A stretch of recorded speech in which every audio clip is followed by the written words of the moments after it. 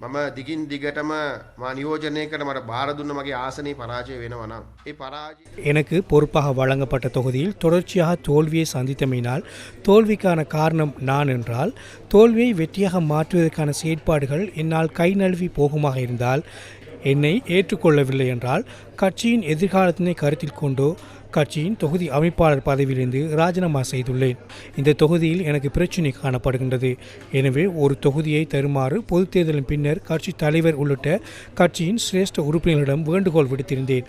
அது தொடர்பில் கட்சி தலைவரினால் சிரேஷ்ட உறுப்பினர்களுக்கு தெரிவிக்கப்பட்ட பின்னர் குழு ஒன்றின் ஊடாக இதனை சரி செய்து உரிய தொகுதியை வழங்குவதாக எனக்கு வாக்குறுதி அளித்தனர். உள்ளூராட்சி மன்ற தேர்தலின் பின்னர் அது தொடர்பில் வினவினேன். சிரேஷ்ட குழுவினர் இது தொடர்பில் கவனம் செலுத்த தவறியுள்ளனர்.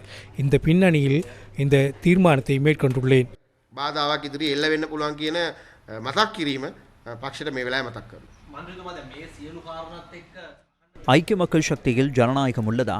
சிலருக்கு தேவையான தீர்மானங்கள் மாத்திரமே மேற்கொள்ளப்படுகின்றதா? நீங்கள் மேற்கொள்ளும் தீர்மானத்தில் மாற்றங்கள் மேற்கொள்ளக்கூடியவர்கள் உள்ளார்களா? உங்களுக்கு அவ்வாறு தோன்றுகின்றதா? நீங்கள் கூறுகின்ற விடயங்களில் අපි හොයමු. අපි හොයමු. அது தொடர்பில் தேடி பார்ப்போம். அவ்வாறு உள்ளதா என்று பார்ப்போம். ඔබ බලාපොරොත්තු වන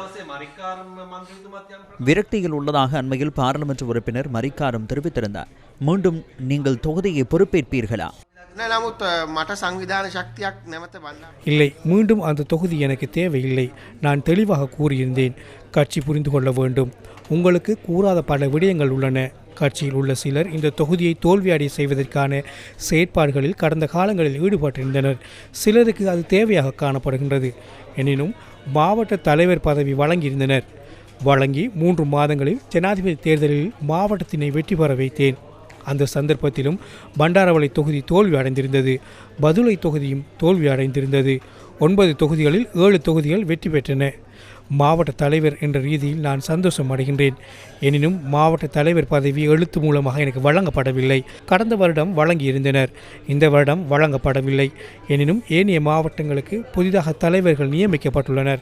හැමෝටම දීලා තිබුණා. ඉතින් මම ඒ ලිපියක් තාම අතට අරගෙන නැහැ.